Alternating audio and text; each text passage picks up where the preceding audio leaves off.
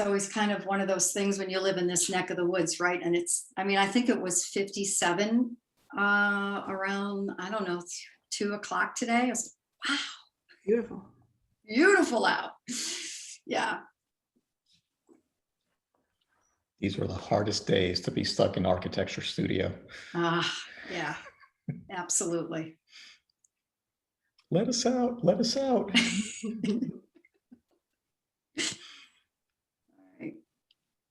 Well, so far we're doing well. People are, it looks like they're showing up pretty much on time. So we'll just give it a few more minutes and then we'll get rolling.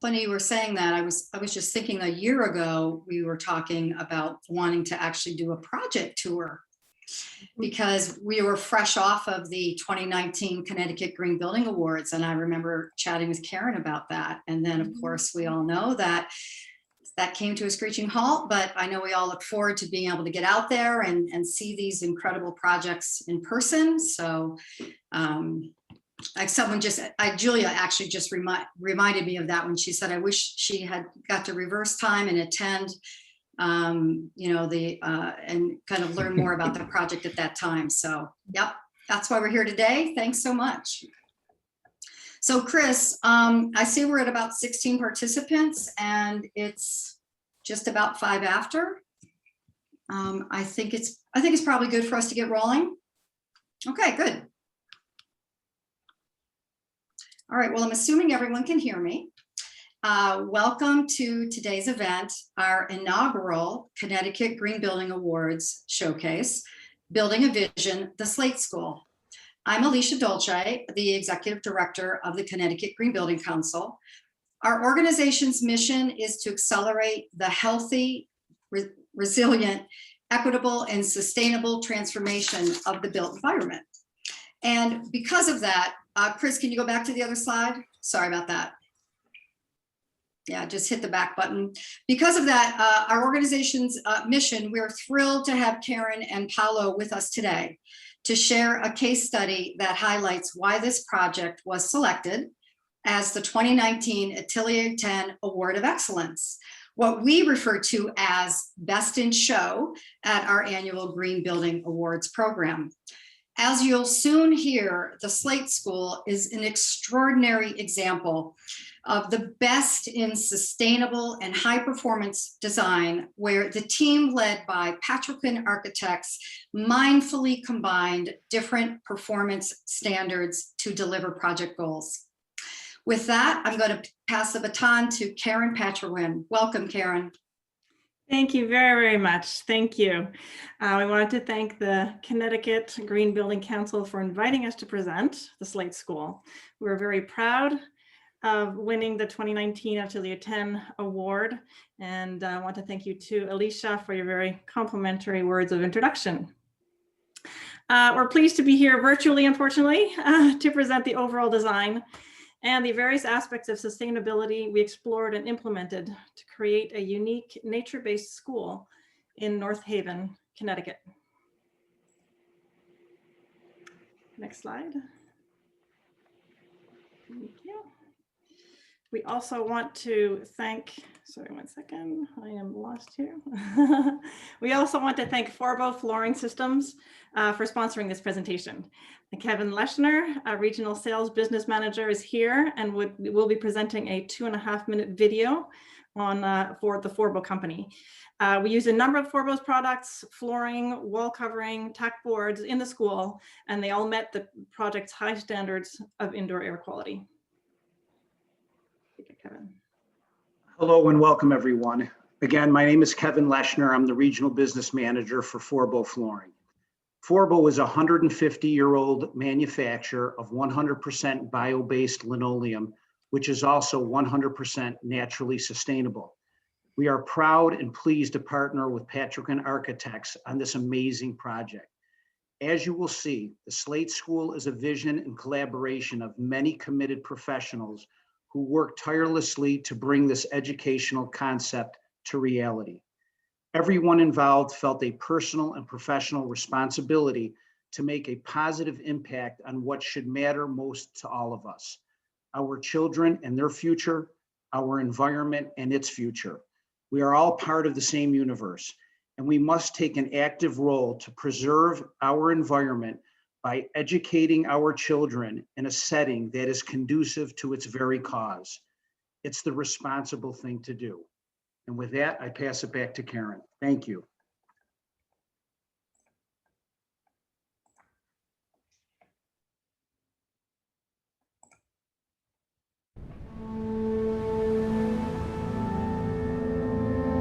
Since more than 100 years,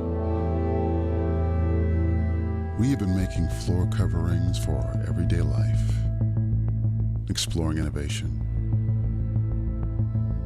and looking to create better environments. We have been inspired by what is all around us, and we are convinced that our best engineer is nature. With its help, we have created Marmoleum.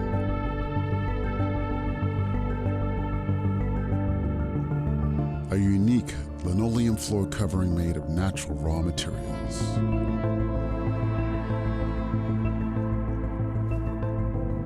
By learning to work with our planet and its organic cycles, Forbo Flooring Systems is able to make one of the most sustainable products.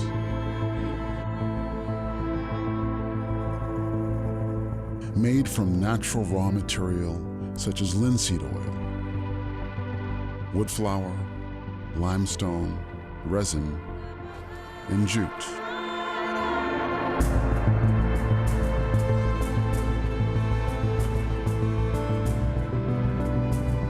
With the women and men supplying our raw materials, we are committed to work with respect. Using resources from nature while letting it regenerate.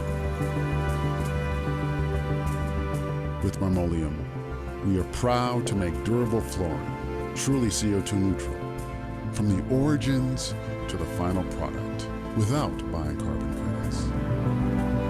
By working with our ecosystems, we create better environments. Today we have a choice: produce better, to live better. Let nature come inside. Good for people,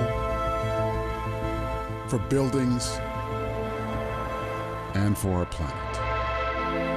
Marmoleum, provided by nature, made truly CO2 neutral. Forbo Flooring Systems.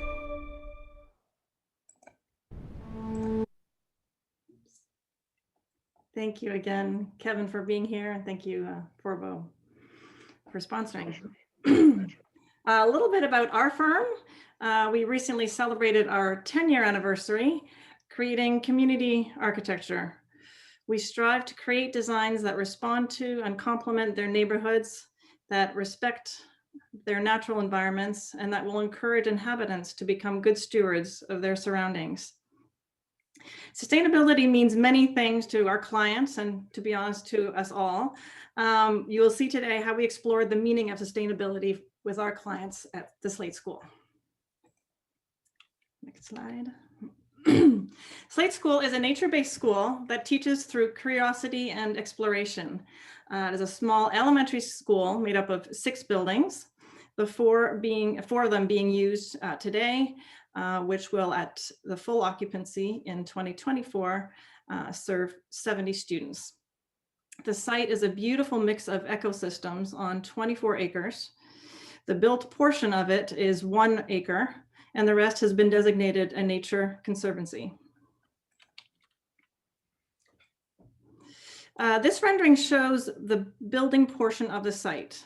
So the 4 buildings facing a courtyard and 2 outer buildings that face the larger site, reflecting a little bit the stages of growth of the students, where they start very much inward looking and then starting to look out into the bigger world. The The choice of siting the buildings here and in this way was very deliberate, locating new construction where a residence and outbuildings were once sited to minimize construction in previously undisturbed soils. And finding a vocabulary that reflects, supports, and encourages an engagement with nature by reversing the usual double-loaded corridor building and creating an outdoor circulation around an outdoor courtyard. Finding an ideal small building size, here 1,100 square feet for each of those buildings, that is replicated for expediency and ease of construction. These buildings are flexible enough that their programming can change over the years, that they are growing into their full occupancy and beyond.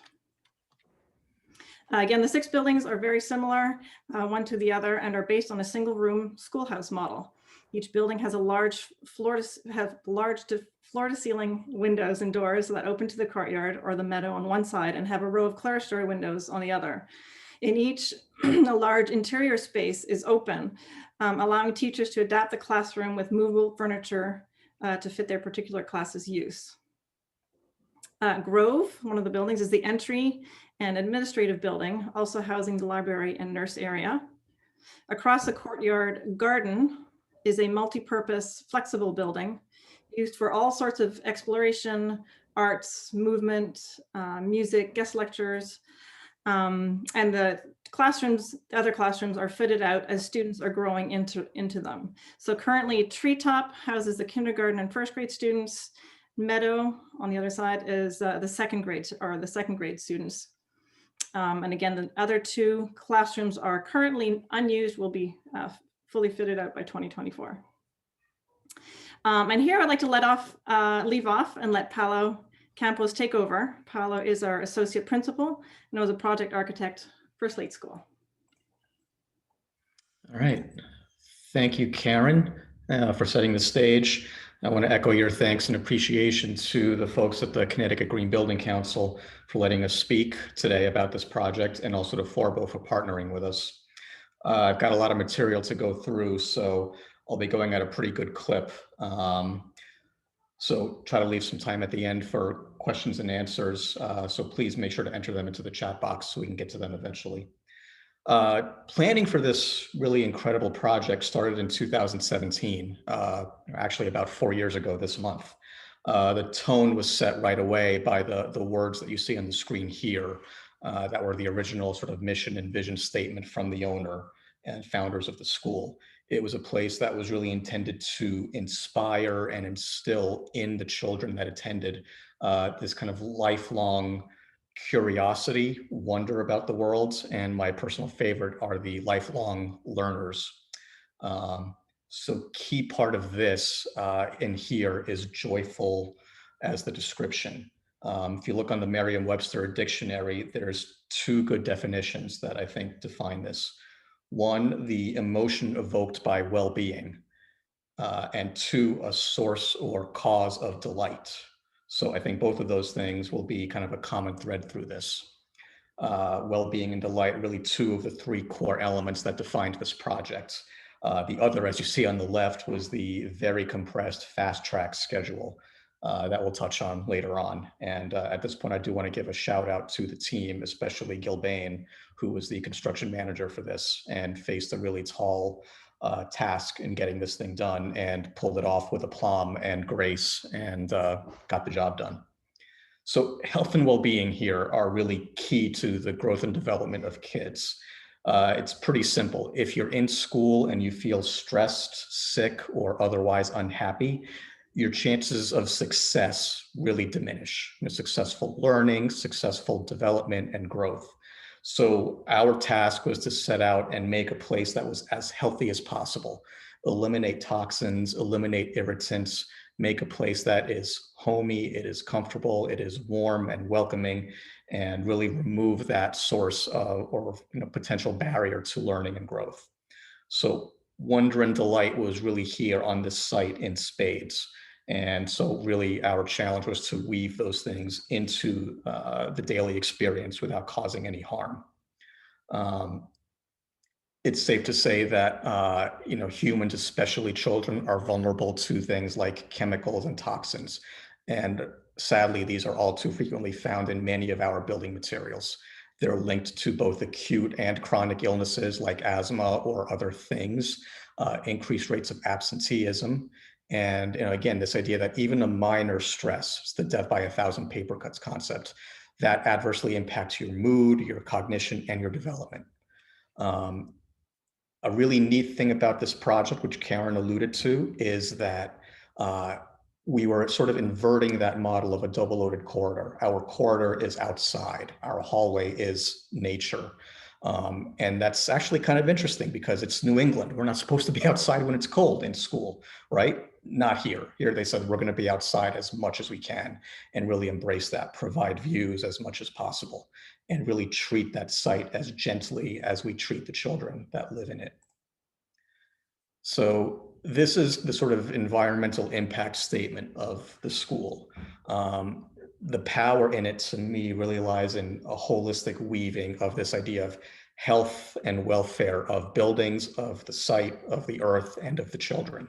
And that really these things are all kind of combined together. So this here is an aerial view of the site that was taken by Google roughly in 2015. It's in North Haven, not too far from I-91 and the Merritt Parkway, or I guess Wilbur Cross Parkway. It's approximately 25 acres sitting in a single family R40 zone. As Karen alluded to, there was previously a single family homestead on the site, which you can see the remnants of approximately here.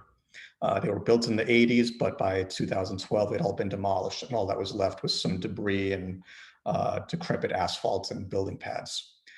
The site's amazing. In these 25 acres, there's a lot of different ecosystems that we were able to leverage and use, including two different types of wetlands, one being a meadow wetland, the other being a stream, a wooded stream wetland. There's an upland meadow, and there's different kinds of sort of forested tree cover.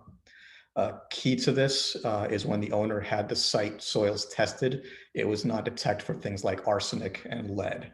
And this was a huge driver in interest in this site in particular. Historically, this is what that homestead used to look like. So fairly large single family home with some outbuildings and a swimming pool. You see here on the right, we rotated the site 90 degrees. So in this case, north is now straight up. The site was sort of inhabited by this house here, the outbuildings, and a linear driveway. When we arrived on site in 2017, as I mentioned, the home and all the other buildings were gone, frankly, under some mysterious circumstances like fire. Arson was accused, but never proven. Another issue was that there were a lot of invasive plantings kind of taking over the site, things like bamboo and knotweed, which were slowly but surely making their way into the different areas. And in fact, here in these bubbles, you can see that was a very large bamboo thicket that we had to deal with. The original septic and sewer systems were in various stages of decay or disuse. And the phone and electrical services were really in bad shape. And that was okay, actually, because they crossed through the forest wetland area anyway. So we really didn't want to touch those. One of the things that the owner really kind of wanted to think about here is that this site was beautiful. It had a lot of potential, and they wanted to preserve that. And I think a lot of their allies in the town also believe that, because this site was really ripe for a more intensive development. As of right, it could have been developed into anywhere between 8 to 12 single family homes. And this project was really proposing to only, as Karen mentioned, touch the area that had previously been disturbed and leave the rest as pristine and untouched and preserved as possible. So you see here, this was the site development plan that was used for the original development. Again, the sort of preservation and restoration of these native habitats, getting rid of the invasive species, using non-pesticidal means, and then disturbing only the areas that had previously been disturbed for the site. And then where the parking lot is where that bamboo thicket was, which had already been largely destroyed of any native plantings. The rest of the site, as I mentioned, is a nature conservancy. And so that means that there's a series of walking trails, but otherwise we're really letting nature do her thing here and not introducing any harsh chemicals or pesticides. Any interventions are really meant to be as healthy and safe as possible. And even things like playgrounds or wood chips that go into the playgrounds are tested for third-party or by third-party testers for things like lead, pesticides, or other toxins. We don't want to introduce anything to this site that could be harmful. So that's kind of a very high level brush at the sort of nature-based approach to the site. I'm going to talk about the buildings themselves now. And one of the things that we consciously kept in mind at all times was what makes healthy. And this owner, as Cameron mentioned before, sustainability had a pretty different meaning to them in terms of the application. It wasn't that they wanted to pursue any one specific standard or certification. They didn't really care that much about energy use for just the sake of being energy efficient. They cared about it as what impact does it have on the immediate site and the health of the kids. So that kind of general mindset really challenged us, I think, to think outside the box and be very sort of mindful and specific about what strategies could we leverage, what tools could we use to make a place where the kids and the teachers could really thrive. I also want to mention again that this approach really only worked because of the buy-in from the entire team, not just us, the engineers, the contractors, and the subcontractors. It was really critical that everybody be on the same page, everybody communicate. So just to tip my hat to the entire team. So on the right here are a general list of things that we identified as key ingredients for the healthiest possible school environment. Some of these things are pretty evident, as you'll see. Some of them get a little bit into the weeds. But first and foremost, non-toxic finishes and air quality, and then a qualitative aspect to lighting and thermal comfort, which I think applied all across the board. We very consciously chose not to burn any fuel on this site. So everything is electric, our space heating and cooling, our ventilation, and even our water use, which is very minimal given there's no locker rooms, there's no showers, there's no cafeteria, so there's no food service. Other things that we do, there were high levels of MERV filtration, fresh air, carbon dioxide monitoring, and humidity control.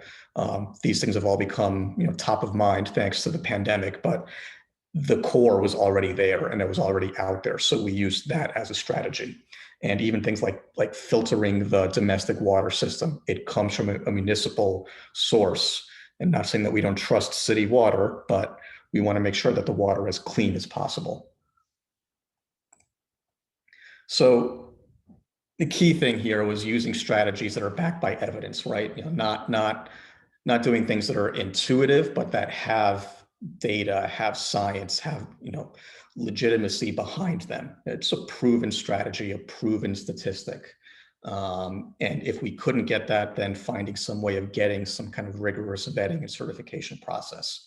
So here you see some of the benchmarks that we used, both for selecting materials, for developing some of the construction details and concepts, and then kind of using a general roadmap to make sure we were staying on track.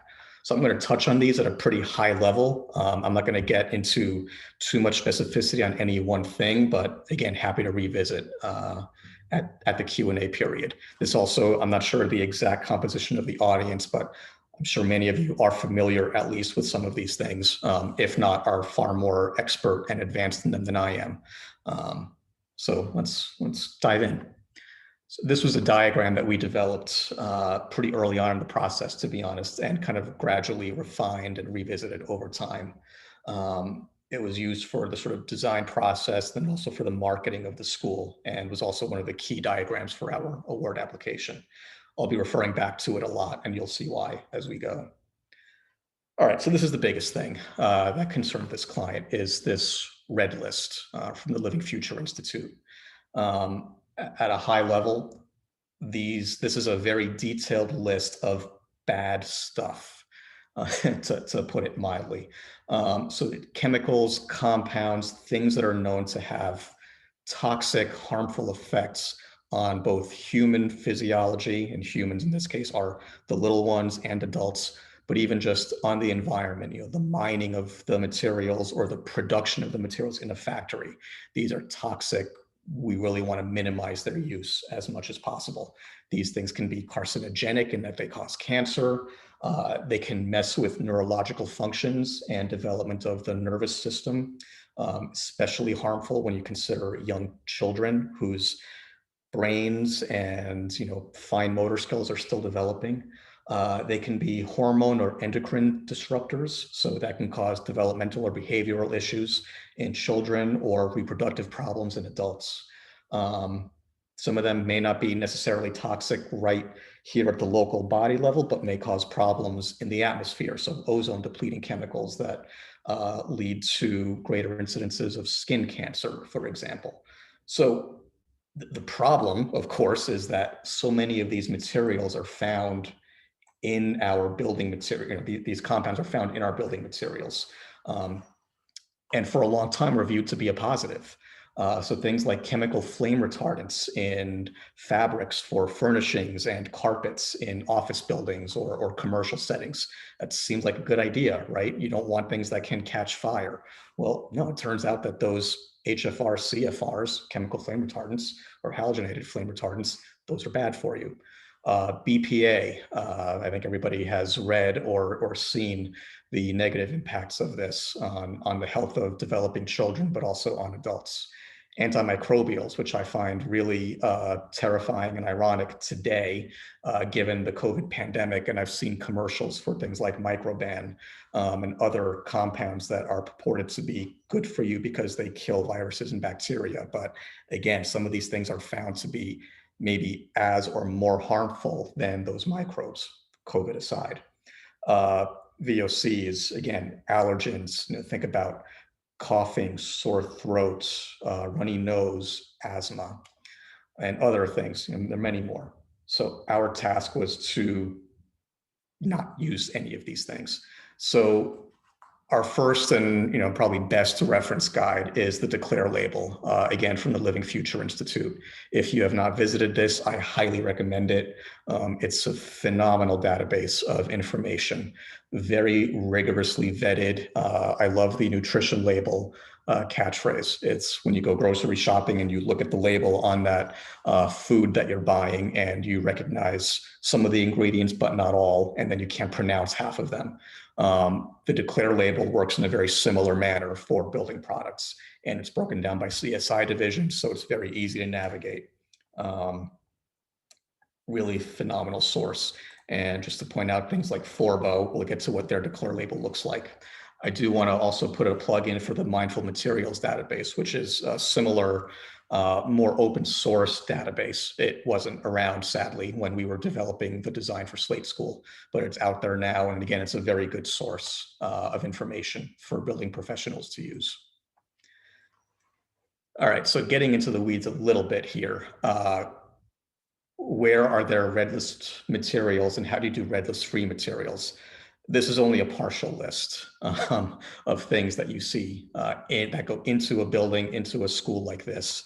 And how do we find things that are red list free for it? So it was definitely a challenge. And in some cases, not every product was able to have that Declare label. So when we couldn't find one, we resorted to doing some independent testing for things like lead, arsenic, VOCs, et cetera.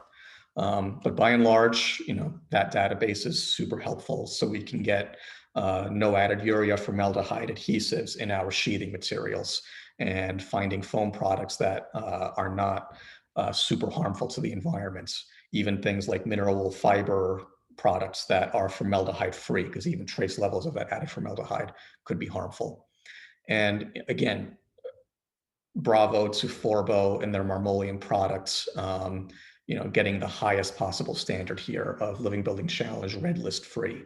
And so, that really was the gold standard for us in this project and finding materials that could meet that.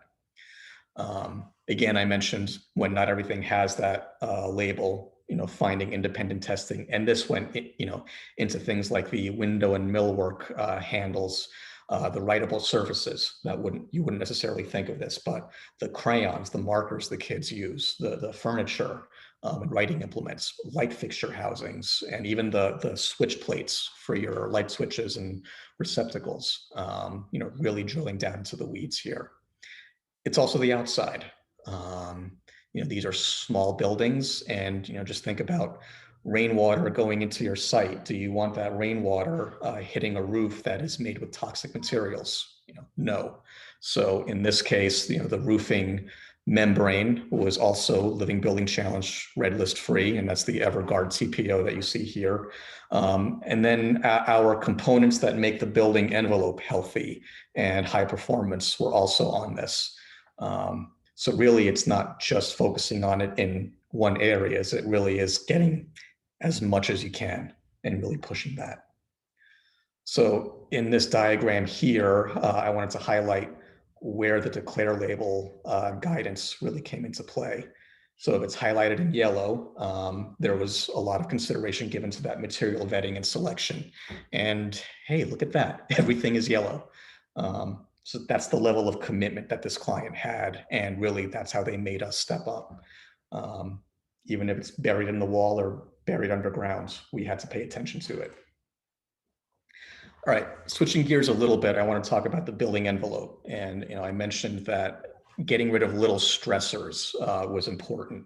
So if you're too hot, if you're too cold, if it's drafty, if you can't hear because the heater is running nonstop, these are impediments to a healthy environment. So I showed the Passive House logo previously, and I'm going to talk about it briefly here. But why Passive House?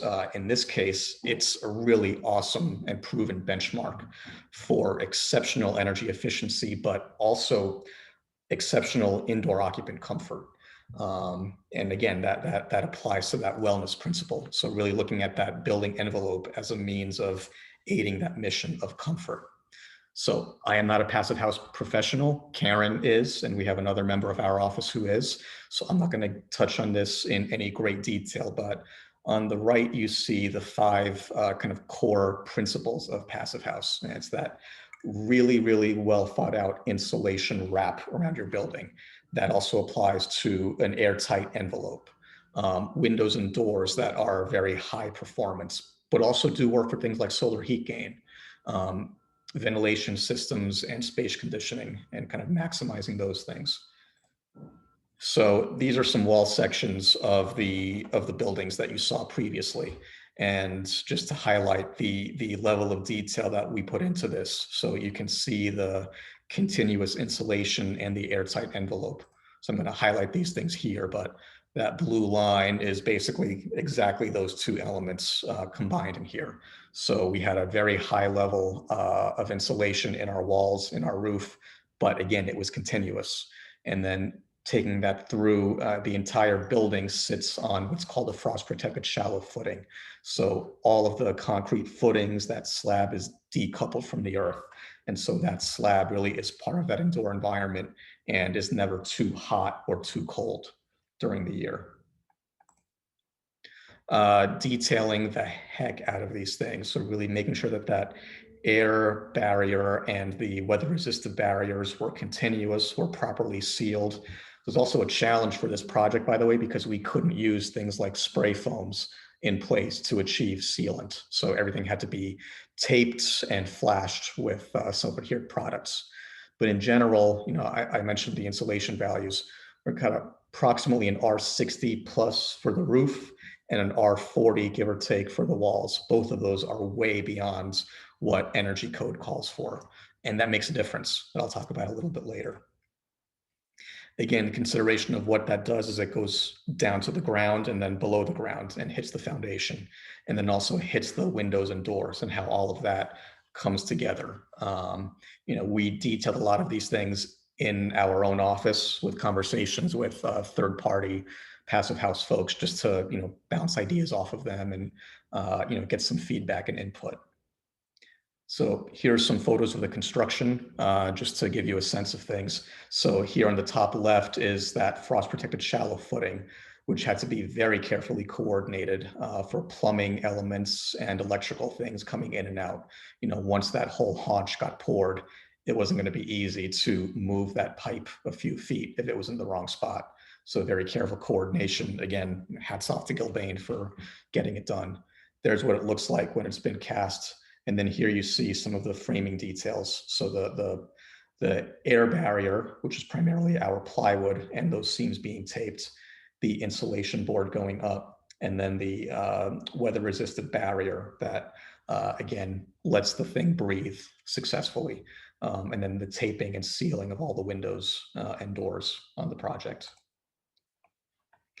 Talking a little bit briefly about the mechanical systems. So, somewhere between passive house and well that I'll get to in a minute, but, I mentioned already, it's all electric heating and cooling.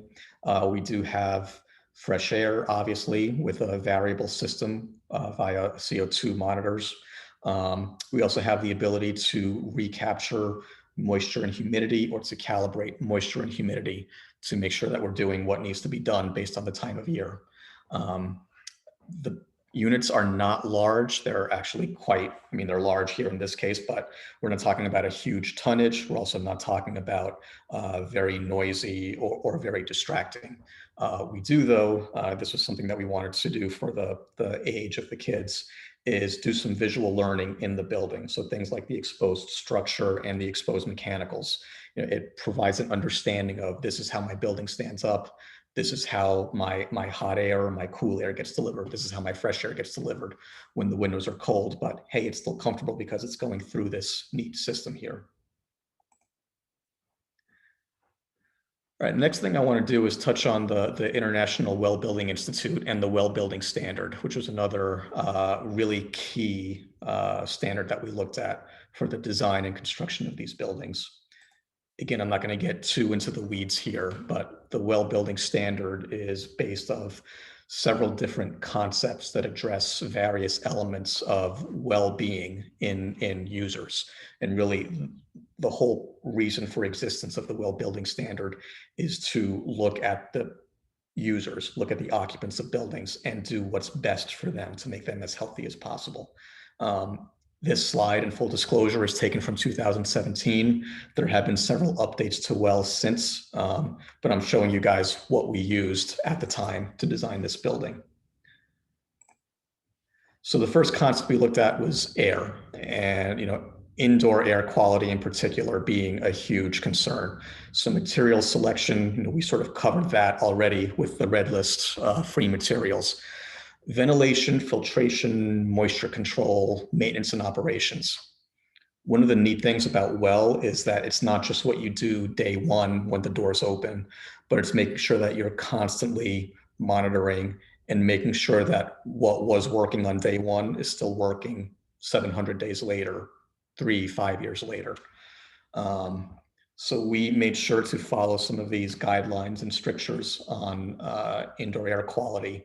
So we had MERV 13 filters before that became the guideline during COVID. We had humidification controls. We had ventilation, variable rates based on the level of activity in the buildings.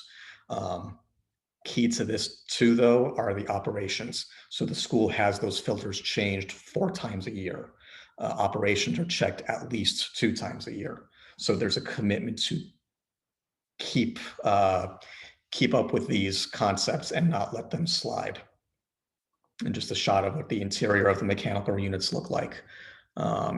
Fairly user-friendly, fairly intuitive to look at and maintain, nothing too complicated, which is key, especially now during the COVID pandemic, when if you have OEM only parts, that's a problem because there might be supply chain issues. Water, this one was really interesting. I mentioned the site does have city water, but again, the Well Building Standard wants you to really go to the mat on getting high water quality. And sadly, we all know stories like Flint, Michigan, where the city water was not up to par, or even in New Haven, there have been occasions where, for any number of reasons, the water starts coming out of your tap a little discolored. So how do we avoid that? In this case, it was researching, specifying, and installing a really high grade multi-stage filtration system. I think this thing has something like 20 or 21 different stages of filter. So the water comes in from the city line, goes through this filter, and then goes out to everything at the school. It takes things out like lead, sulfur, iron, odors, chlorine, you name it. And again, that commitment to constantly testing it and monitoring it, make sure that what it says on the label is what we're getting, now 3-4 years later after the school opened. So again, that's something that the school does as a regular operation thing. Lighting, and again, here the benefit from daylighting and lighting systems to increase alertness, enhance experience, promote sleep. That makes sense for office workers. It also makes sense for kids and teachers. So in this case, we looked at two elements. So one is the sort of circadian lighting, and that's the lights that kind of tune themselves throughout the day to mimic what the sun does. You see a picture of that here. There are several benefits to this concept, and you see in the same space the bluer light during the midday, and here we were just demonstrating the system so it gets warmer as the day wears on later into the afternoon. But making sure too, while we did that we still kept high levels of color rendering indexes and high levels of task lighting, so there wasn't any eye strain. And to that extent too, daylighting was huge. You've seen a lot of these photos. There is a wall of windows on one side and there's a high wall of clear story windows on the other side. So daylighting is a big thing in these spaces. This photo was taken, these lights can be really turned off most of the time, and often are, to be honest, because we get so much high quality light coming in some cases too much. So we want to make sure the teachers have the ability to adapt the system to what they want. So the uppers and lowers all have different controls. It's all in one panel right next to the lights. So it's easy to use and easy to operate. And so you see here that based on the time of day, they can use it in various ways. Comfort. Thermal comfort, again, comes from that passive house envelope, but also things like acoustics, speech intelligibility, and noise levels. I have a soon to be 12-year-old daughter who was as a younger child, very sensitive to sound, and being in too loud of a space was really a cause of stress for her. These acoustical panels meet our stringent material requirements, but also do a phenomenal job of cutting down on things like echo and distraction noises. And accessibility was another one. It seems kind of strange, but it was important that these buildings be universally accessible to anyone, really. And leveraging the fact that it's on a pretty level site, but making sure that anyone could step into any of these areas without barriers. This next one is interesting because it requires a little bit of touchstone, not just on design or construction, but on kind of users and sort of facilities buy-in. So adaptive spaces and connection to nature. So in our case, the adaptable spaces, Karen touched on this, the idea of buildings with rooms in them and furniture that can be easily reconfigured. So you could have a workshop on the left to design a playground element, or on the right, it could be used as a theater or a music performance hall. And on the outside, spaces that they can use pretty easily for woodworking demonstrations or painting demonstrations given by the parents in the community. And then nature. I love this quote from Jason Williams, who was our landscape architect. The courtyard is the symbolic heart of this school, but you're here year round and you get to experience this site in so many ways and see so many amazing things throughout the year. And just, the beauty of nature comes out and the kids and teachers love it. So this was after an ice storm and you see, the glazing of ice around this apple tree, but also on the pergola beyond. Just some of these really amazing things that you wouldn't necessarily think about because you're stuck indoors all day. The kids are outside.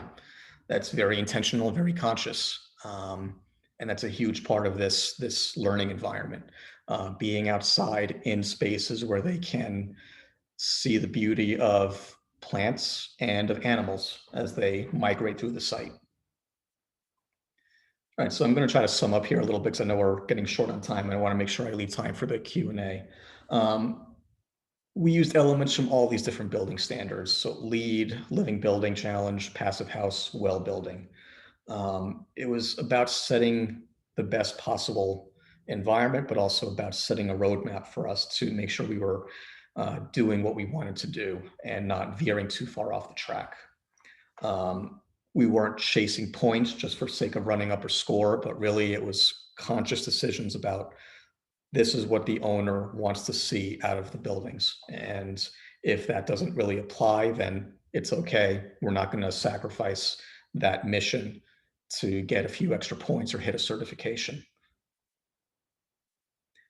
All right, so I've spoken a little bit at length about what went into making the design and the detailing of things. So I'm going to go through the construction kind of quickly here. I mentioned already what set this project apart was the buy-in from the entire team here. And so Mylana McBroom were the civil engineers, landscape architects, traffic engineers, Gerard and Company structural, CES, MEP, and Gilbane, the construction manager. We started in 2017. Regulatory approvals took a long time because of NIMBY, and this project had a huge level of support. There was something like almost 150 letters of support written. There was a very long line of people who came to the P&Z hearing and spoke on behalf of it. There was also a small but vocal minority opposed to it. So by the end of it, we only had a few months to build this thing. So this is a photo taken in April of 2018. Here we are 2 months later in June of 2018 with the framing going up. You see the glue lamp going in, the roofs going on. In July, we were still putting on envelope elements, starting to put up siding. And then school opened in early September of 2018. To call it an aggressive schedule would be an understatement. Had to do a lot of pivots. There's a lot of good stories that we can tell about finding the right insulation or testing, I don't know, 5 or 6 different sods. You do school construction, you're used to putting in sod before school opens because you don't have time to watch the grass grow. In this case, we actually couldn't find a sod that would work because the soil, there was a problem with the soil, or there was a problem with the grass seed, or there was any number of issues thrown our way. So at the end, we actually said, all right, let's seed and straw the courtyard. And one of the things the kids will do is actually watch the grass grow. So the school opened in September with 16 kids in a kindergarten, first grade classroom. And after a month, after the school opened, we were invited back to record their first time stepping onto the courtyard after the grass had some time to grow in. And so this is where that photograph was taken. Really, truly a privilege for me to be there as they kind of spread out and all stepped in. It all took a measured number of steps in, and they were singing songs and just appreciating the moment there together with each other and enjoying this new heart of their campus. So just to give some high level early returns on things, in 2017 we ran some energy modeling for the project. Thus far, accounting for the fact that not all of the buildings have been in use, we're still running roughly 30% below those energy model predictions. And that's due to things like the building envelope, the mechanical systems, but also use, turning lights off, turning systems off when they can open windows and doors. So it really speaks to a very successful approach in that sense. The school doesn't really publish rates of illness or absenteeism, but just anecdotally speaking with the teachers, not a lot of illness, and not a lot of kids that are out due to sniffles or long-term illnesses. And really just commenting on the general level of happiness. The kids love to come to school. They actually are sad when they can't. So, the COVID shutdown was really a blow to this community, and they were very happy to be able to reopen this past September because everybody wants to be there. And at the end of the day, that's really one of the biggest hurdles to learning. If you don't want to be in school, you're not going to succeed. So how do you create a place where the kids want to be? As I mentioned before, the regular monitoring of air and water quality is always happening. If there's ever any new material the school wants to bring, a new kind of furniture for the older kids, or a new kind of tool, or teaching implement, that has to get tested still and make sure that it meets our requirements. The work continues. In summer of 2019, we built a new playscape that you see here, and also added an organic greenhouse and gardenscape that they're going to use to learn about growing things. These have both been very well received by the school community. This year, we're planning to add some more acoustical panels and teaching implements to the 2 remaining buildings that haven't been fit out yet. And most importantly, they're very active on social media, things like Facebook, just posting these incredible photos of the site throughout the year, and just posting the wonder and the amazement that this place gives them, and the inspiration that it creates in the kids and the teachers. Just to say that we continue to be a part of the school's community. We've gone back to collaborate with the kids, reading, participating in these kind of playground design discussions, speaking with children and their families about how the school came to be. So it's really a unique experience for us to be able to go back and be involved in the school as it grows. All too often, we don't ever get called back except when there's a problem. So we're here to stay, and I am feeling very lucky for it. So that concludes the scripted program. Thank you for listening to us. Thank you to the 2019 Green Building Council Award Jury for honoring this project, and then to the Green Building Council for inviting us to come and speak to it. So thank you, Forbo, again. And again, thanks to Gilbane and the owner in particular for raising the bar and not compromising on things, really holding us to the vision and the mission and encouraging us to see it through. So thank you very much. That was great, Paolo. It really does. You really just gave a tremendous overview of all the various aspects of this project that make it so inspirational. We do have a question in the chat, and I also understand that Gilbane wanted to say a word or two. So is that possible? We're just about at the top. We've got it's 5 till 5. We can always have people stay on if they want to ask more questions, for sure. So my calendar is clear. So your calendar is clear. All right. We do have a question from Julia. She wanted to know who was the most difficult person to convince to get on board, and where does the certification stand? Who was the most difficult person to get on board? I'll let you take that one, Paolo, and I'll do the next one. That's an interesting question. There are several people. Some of the neighbors were hard to get on board, but actually, very interestingly, one neighbor who put up a lawsuit to protest the P&Z's decision has now reversed course and has written to that same commission and said, "I'm so glad that the school moved in here, because everything they said they would do, they've done." And it really is a great benefit to this neighborhood and to this area. It was tough in some ways to get the subs and the engineers to get kind of pushed out of their comfort zone, and in some cases sort of think outside the box.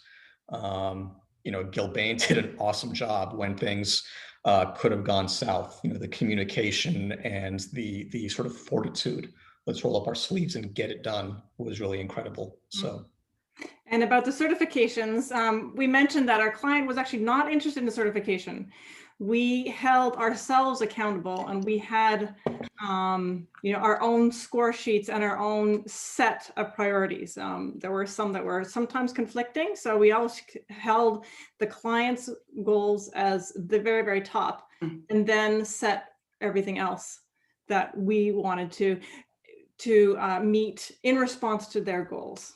So again, I don't think we have certified. They had no interest in certifying at all. Yeah, they were going for, they didn't care about the plaque. They just really wanted the, right, they wanted the results. I'll be honest, a plaque would have had to have been tested before it could show up on site.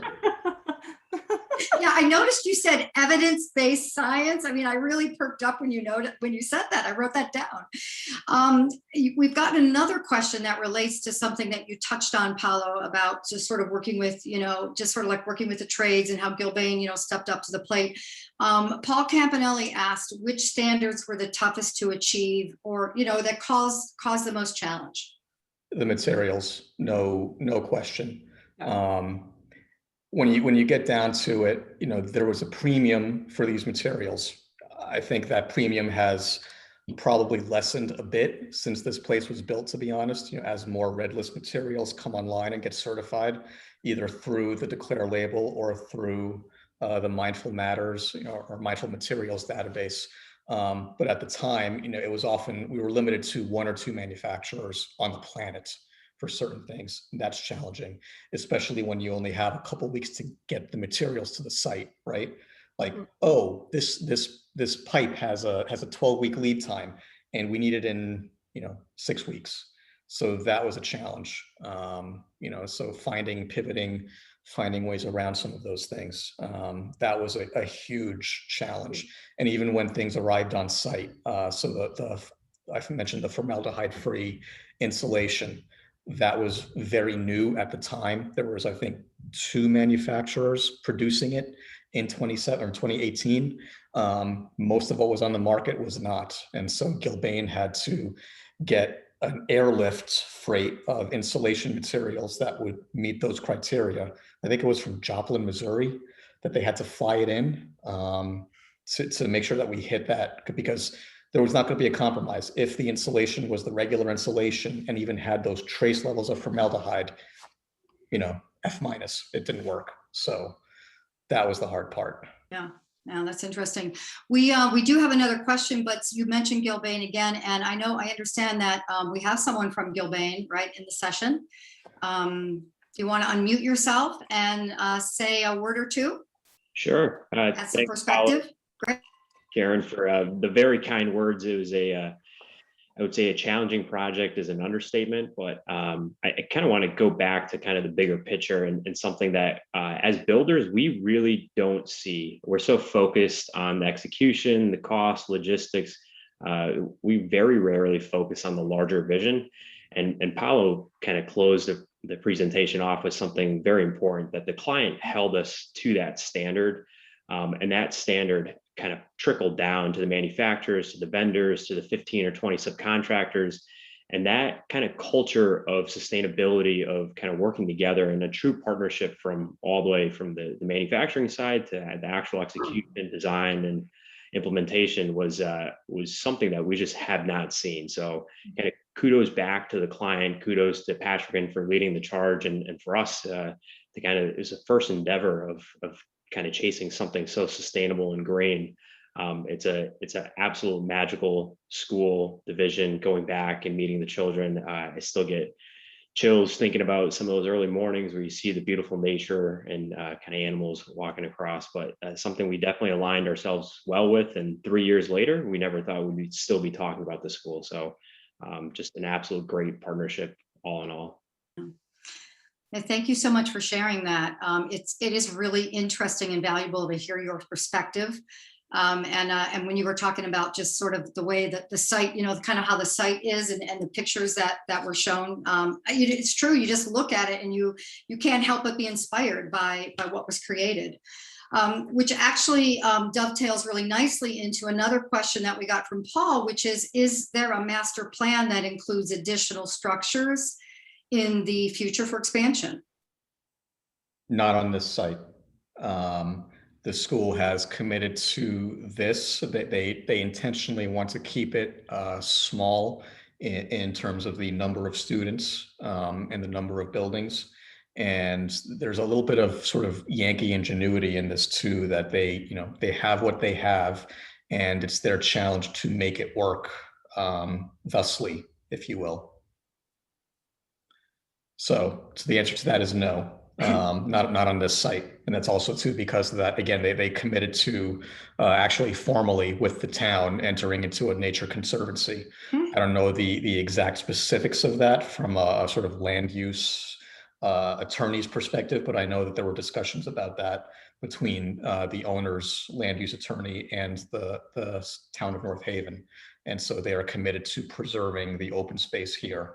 So the only work that we've been able to do in some cases is mitigation of invasives in some of the wetland areas, things like that that are more restorative in nature than doing additional building or permanent structures. Yeah, and then a playscape sort of thing, things that don't require foundations and such. Yeah. Right. That's interesting. Dan Ryan asked if any renewable energies were used in the construction. The project was designed, and I still hope to see this through someday. The pergola that you see here, some of our very early renderings and models took into account putting a two-sided photovoltaic cell that would actually be clear. And you'd see the cells kind of sandwiched in two layers of glass as you walked through and underneath that pergola. And so that would kind of reinforce the hallway concept. And I had these visions of the kids kind of building these reflectors in the snow, and monitoring each building to see whose reflector could produce the most power out of it. That sadly hasn't come to happen yet, but I still have hope. Yeah, that's quite a bold vision. Well, that's really, this has been really fascinating. I don't see any, is it last call for questions? Actually, I think we've gotten them all. Actually, so Julia seems to put one in. How did you get around it? I assume that actually refers to the sort of town. The town resistance. Opposition. Okay. This owner was incredible, by which I mean she was out there meeting people at Starbucks, pressing hands. I wouldn't say kissing babies or anything like that, but she was really out there at a grassroots level, being really open and transparent about this is what we want to do, this is why, and these are the things that we're going to commit to it now, and you can hold us to it. If we say we're not going to build more, if we say these are going to be small buildings, 1 story, you're not going to see them from the street. There are going to be no pesticides on this campus and no fumigating things. Hold us to that. And that really, that level of commitment was, I think, what carried the day at the end, because that permeated down to, how this was presented to the Planning and Zoning Commission, how it was presented to the Wetlands Commission. Even the building inspectors, they at one point said, I wish I could have gone to school here instead of walking through. So I think it's just being on message and being consistent with it. So. Terrific.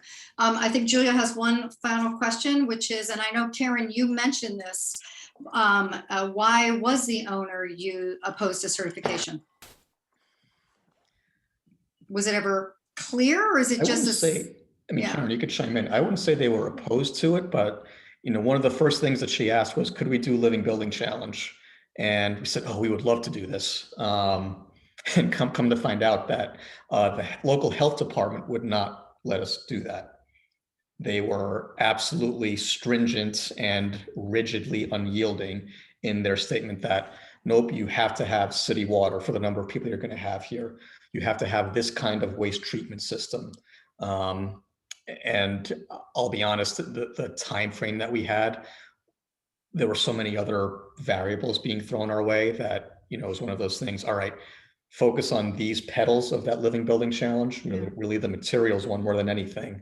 And, we want to get it open. We want you to hit our goals more than anything else. Yeah, and I think we also presented each of the certification types that were available, and there was not one that resonated in its entirety. They really latched on some of the ideas that really spoke to them, and all was in relationship to education and in relationship to children's health. And so part of it was really that we had quite a few discussions about what would be most appropriate.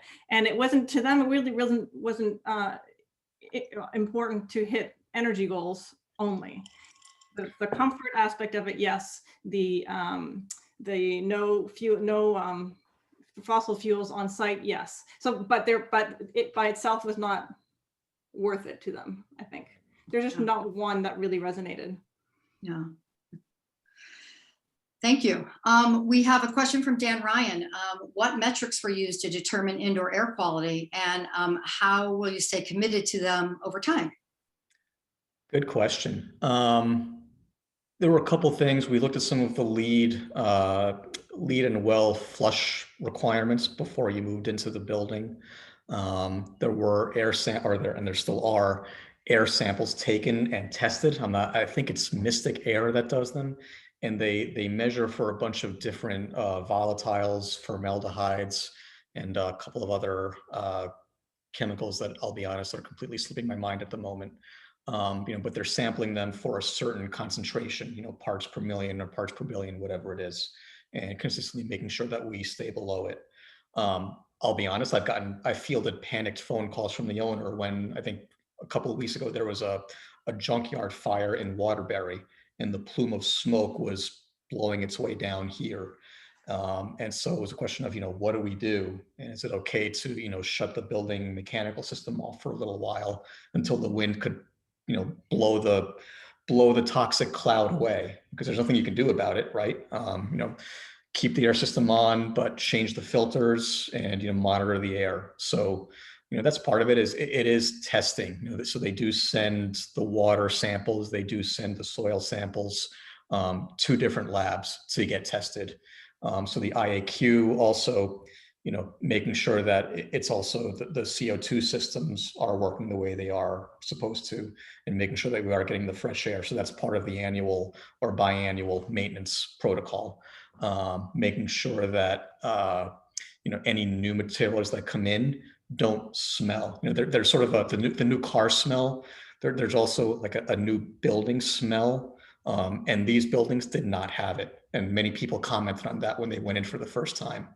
And to this day, when you walk into those buildings, there's, I guess the best way I could say it is like an absence of smell that, has been consistent from day one. So that's a very unscientific answer to that, Mr. Ryan, but, I hope that helps. And then anecdotally, our client is so committed that for every single little piece of anything that comes to the site from, the landscapers want to do something, they're removing one plant. Well, oh my goodness, so Paulo is on speed dial. And do we have to worry about fertilizer, and what fertilizer is it? And, he's the kind of the hub of the coordination for any of those things. Any printers, copiers, the paper they use. Any of their school supplies, they are their own. I mean, for those kind of things, there's no standard, but they are they hold themselves up to a high standard. Wow. I've learned interesting things about, organic sod is not a thing. Sod farms are dedicated to growing as much grass as quickly as possible. And then come to find out there was one farmer that was growing, something that was on the way to getting USDA certification for organic, but they were using a kind of seaweed fertilizer that again was USDA organic certified. But come to find out that the way that seaweed sort of broke down in the soil, it was elevating the arsenic level in that soil to above what the EPA recommends. So our one lead we couldn't use. I would never have thought about that in a million years. Also things like, I came to learn this, that the paper that you get on your receipts at the grocery store actually have maybe not BPA, but BPA-like compounds in them. And so, be careful when you use those or when you touch those. So it's been a fascinating journey in that regard. Yeah, and it sounds like it's the project that kind of keeps on giving, like the learning curve, continues, and it's really been, and sounds like it's just been incredibly enlightening.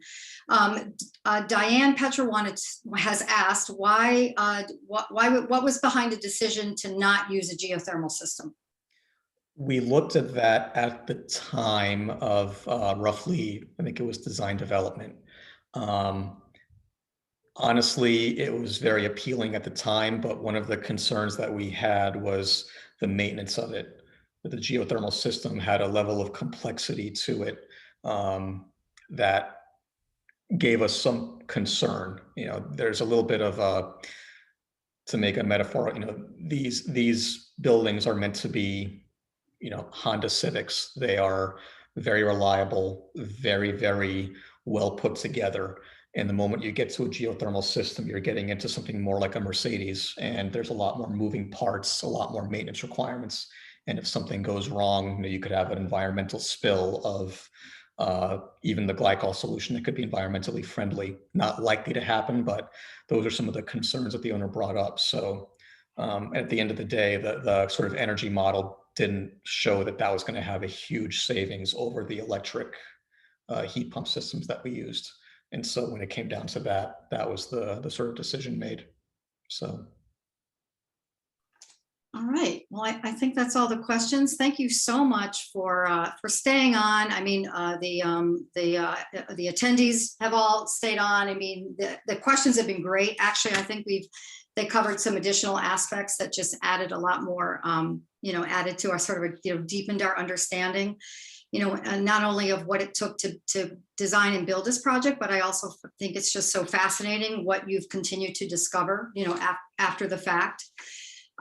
So thank you everyone for coming to our, as I said earlier, our inaugural Connecticut Green Building Award winner showcase. You'll notice there's a slide in front of us now, which is we're really thrilled about this upcoming event. It's a flagship event for the Connecticut Green Building Council. It's taking place in March 25th, 26th. Virtual NESB Summit Power of Place. This event will feature over 17 sessions exploring climate action and justice in the built environment, and include dynamic speakers. We've got Heather McTier-Toney lined up. She's a climate justice liaison for the Environmental Defense Fund and a senior advisor to Moms Clean Air Force, which is committed to really fighting air pollution and climate change. And we also are thrilled to have Eric Corey-Freed with us, who is from Canon Design, is a sought after speaker talking about sustainability in the built environment. This is really just a not to be missed event. And in addition to all that, we've even got a really fun sort of happy hour on Thursday night with this Gather platform that it looks like it's going to be pretty cool. So we're really hoping that all of you can join us. Please go to nesb.net and check it out and register. Speaking of joining us, next slide and final slide. We just want to again thank everyone for coming and say, we find ourselves saying all the time that this is truly an all hands on deck moment. And I think that all of us in this session know exactly what I mean by that. And, there are so many ways to get involved with the Connecticut Green Building Council. And we just invite you, to lean in. Again, if you don't get our newsletter, please do. If you're not a member, please consider joining us, or a sponsor, please consider supporting us. We need as many hands as we can have on deck, and we look forward to working alongside all of you and continuing to learn together. So with that, I don't have any final comments unless somebody else wants to unmute themselves. Let's see, we've got some chats coming in. We've got the link to NESB in the chat, and we've got just lots of thanks. So I think we're great. Thank you so much, and we've still got a nice sunset to enjoy the rest of the evening. Thank you so much, Alicia, and everyone for putting this together. It's been a great presentation. Yeah, you're welcome. You're welcome. Thanks, everyone. Thank you. Have a good night. Have a good night.